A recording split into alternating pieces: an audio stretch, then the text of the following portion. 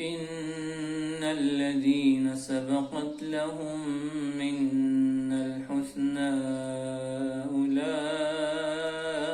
عنها مبعدون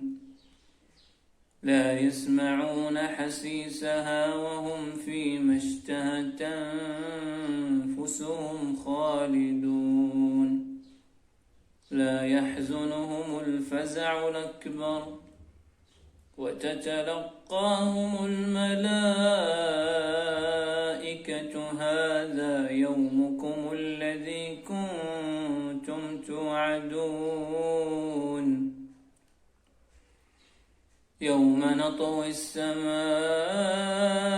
كطي السجل للكتب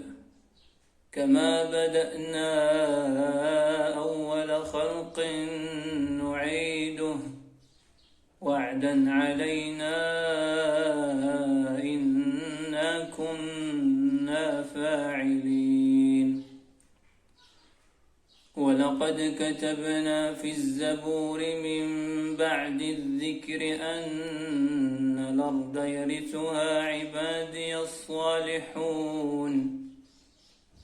إن في هذا لبلاغا لقوم عابدين وما